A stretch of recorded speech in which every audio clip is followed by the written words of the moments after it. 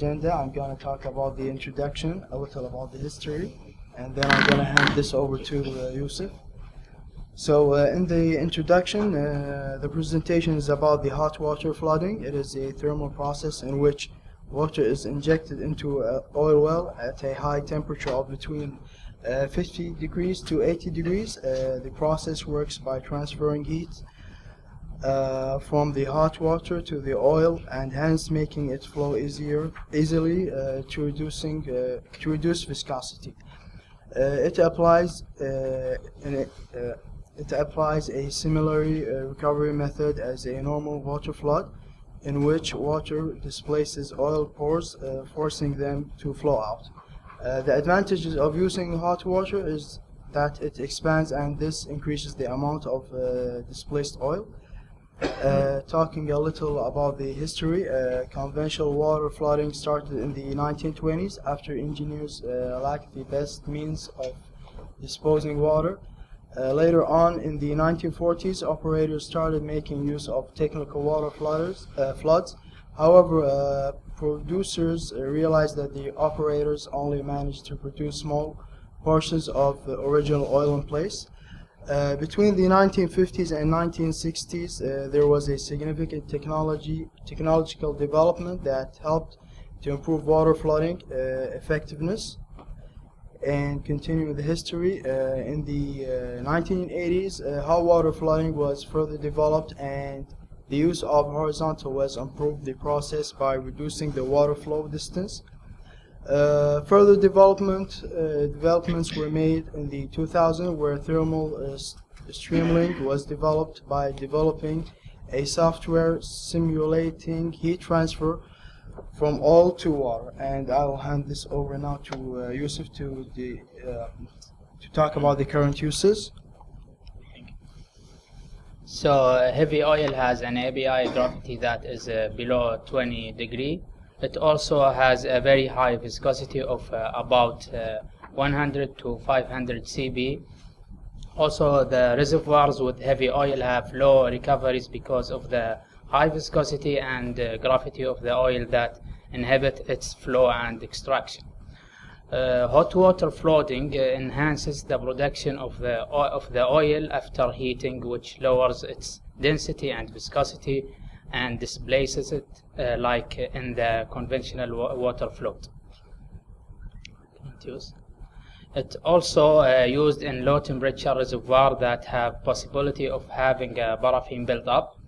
The process provides temperature stabilization in cases where conventional water flooding has lowered the reservoir's temperature.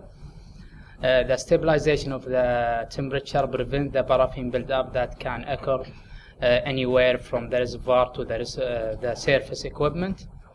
And the reduction of the paraffin buildup is very expensive process that can interrupt the operation of the well. Okay.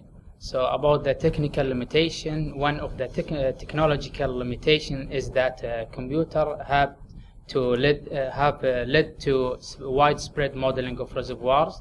The thermal streamline simulation has exposed hot water flooding and its inability to transfer heat from the water.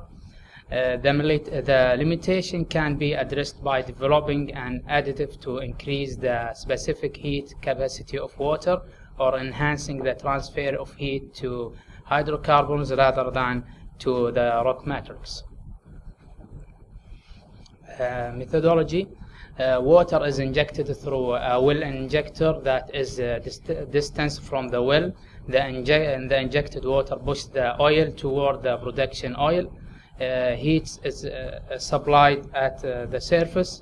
The hot water is injected at high specific heat, ensuring that there minimal heat lost as the water moves to the reservoir.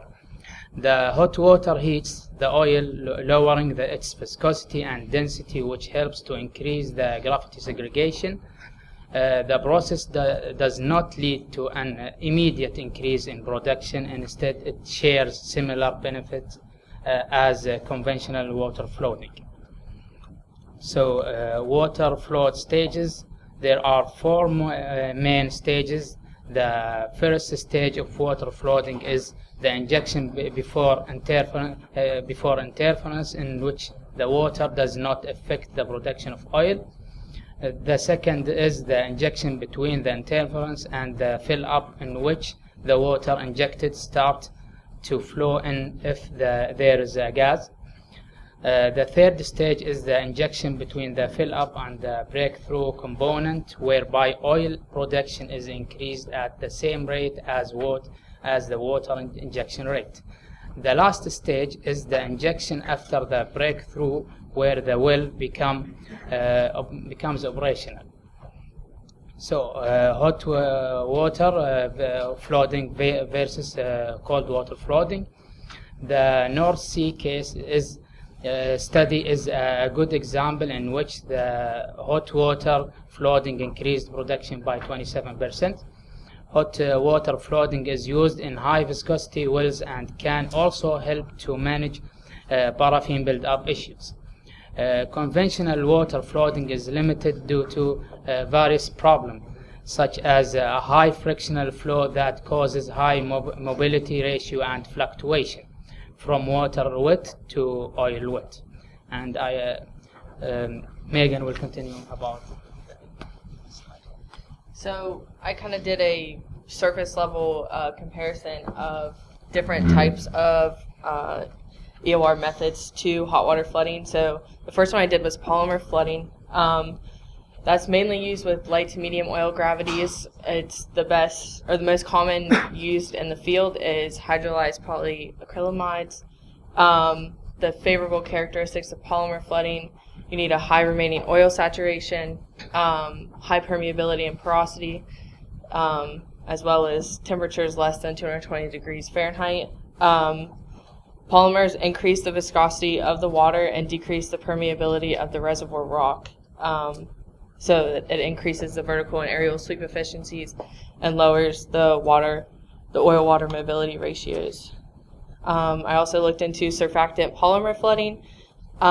Things to consider when selecting a surfactant: you need to know if the interfacial tension is low and what the price of the chemical is to make sure that what you're doing is economic.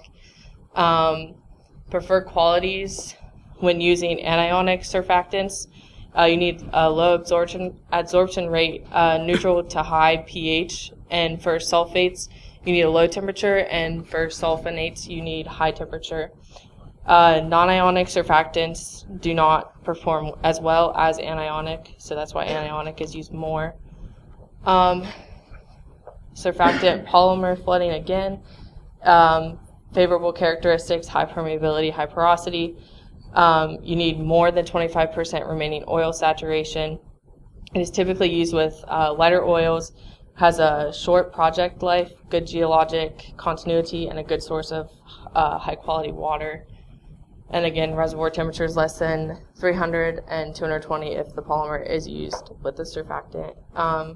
Overall, chemical injection is relatively more expensive because you have to include chemicals with the water instead of just heating it up. And then hot water flooding manipulates the properties of the oil, and chemical flooding manipulates properties of the reservoir. And then I also did a quick overview of gas injection. I know we've already talked about it once today, but it uses CO2 into or natural gas, and it allows the reservoir pressure to stay the same while improving the displacement, which is somewhat different than water flooding. And it also lowers the oil-water interfacial tension, and everything else has been covered. So, Caleb. Okay, I'll take over next. So now let's quickly look at a kind of high-level sensitivity study on 3 parameters that we believe have a high impact on whether a hot water flood will be successful. With that, let's get into it. Next slide. First, we looked at well spacing. So this was a case study done in 2012 in Lloydminster, Canada. That's in Western Canada. And it looked at 4 different spacings. And as we can see on the graph, that pattern 3 had a much higher recovery factor, as well as it produced the oil considerably quicker. So this would show that it would be the most economical. However, there's kind of a catch in that. Because you produce the oil faster and you produce more oil in the end, you would think it'd be more economic. However, it doesn't lead to be more sustainable in the end, because that small spacing is going to lead you to have a quicker breakthrough.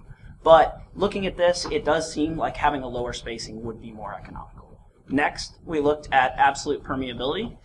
This was a 2013 case study done in Western Canada, and it looked at taking the absolute permeability and doubling it, and then taking the absolute permeability and multiplying it by 60%. So as we can see, whenever you double your absolute permeability, your cumulative oil production goes up a little bit, doesn't go up a whole bunch. However, your NPV almost doubles. This is because you're able to produce that volume quicker again, and this is getting back into that time value money, and that's why that is significantly higher. So on the other hand, whenever you take it down to 60%, you see that the NPV goes negative. This is because you're producing 1/5 of the cumulative production that you were at the base case. So this kind of implies that a higher absolute permeability is great, but knowing what your absolute permeability is going into a high water flood is very important. Next. So the last case study I did, again in Canada, evaluated the effects of reservoir heterogeneity.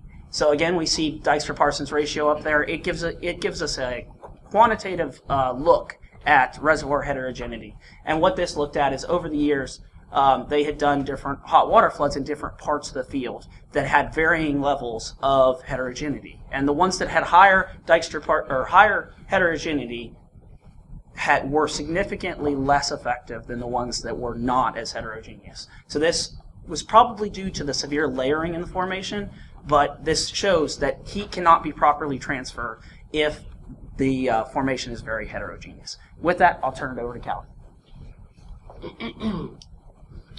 That's mine. Sorry. Sorry. Last, I had optimization, which is an emerging technology known as thermal streamlining. This is able to track your heat transfer from your water to your oil, and we see that in the top pictures up there, which track temperature with distance. And then it also looked into measuring water saturation over the distance between the producer and the injector. And this is a process that could increase how we look at hot water flooding and make it more viable in the future. Now, to Calvin, sorry. Now, there are two main situations that would make the hot water flooding a more viable method for the oil recovery. The first one is the heavy oil. Now, the heavy oil, as we know, has a high viscosity and a low recovery. And we can use the hot water flooding to make the heavy oil viscosity low and the mobility ratio high. And also that would lead to high recovery. Now, the second one, the second situation we have is the low temperature reservoir. The low temperature reservoir